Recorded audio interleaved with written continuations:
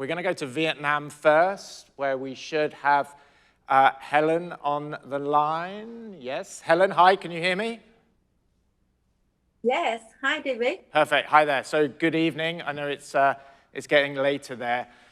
So I'm sure everybody kind of reads in the press at the moment the growing reputation that Vietnam's getting as a manufacturing hub in the Asia region, which is obviously creating competition for talent that we're seeing kind of in other parts of the world.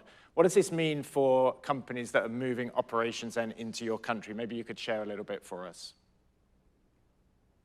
Thank you, David, and good evening, everyone. I'm very happy to join the conference from Vietnam today. And yes, you are correct, David.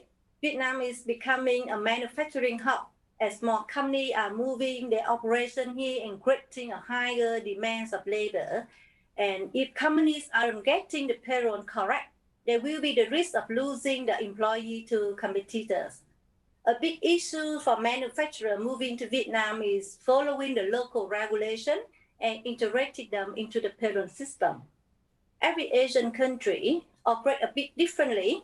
So just because someone already presents in the region doesn't mean they automatically know how things work in Vietnam. And common problems including giving employee instruction in the local language on how to read their payslip, processing the complex timesheet, and overtime charge, including the benefits such as national insurance benefit, meal allowance, shift allowance, etc. And employees often need help understanding the breakdown of their payslip, but many companies don't have the expertise to provide this help, which can lead to inefficient monthly payroll processing and employee frustration.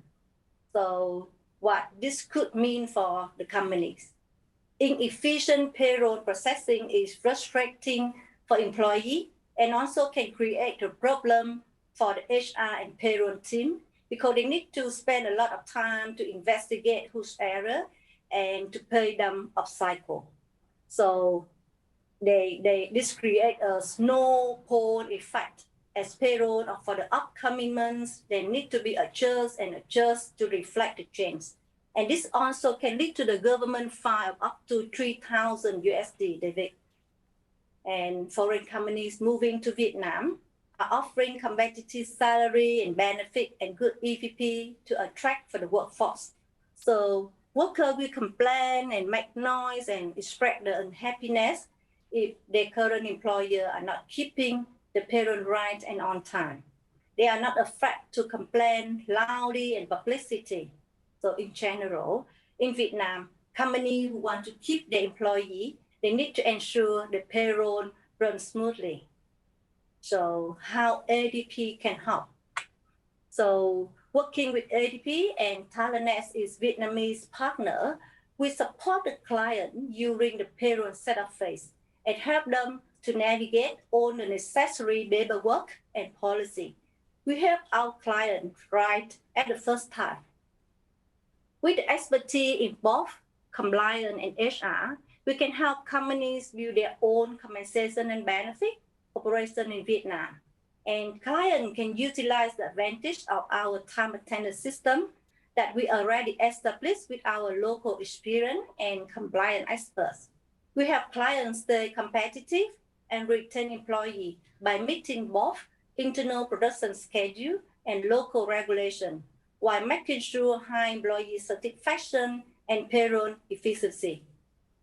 Yeah, that's all. That's it. Thank you. So one of the things you mentioned there is that companies have a duty to explain a pay slip to their employees. I guess this adds more work to your payroll team. Is that a fair assumption?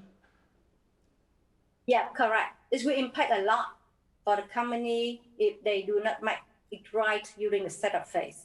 Normally, there will be 1 or 2 persons in payroll team to respond to worker queries within a week since the payday. So if company can include the guideline on how to read the pay slip and calculation, the overtime, charge, shift allowance, etc., during the onboarding orientation, it will save a lot of time for the payroll team later on and bring a very good employee experience for workers. I guess so, yeah. Got it. Hey, Helen, thank you so much for joining us. I know you're going to hang around. We're going to see you at the end as well. So thank you for walking through that.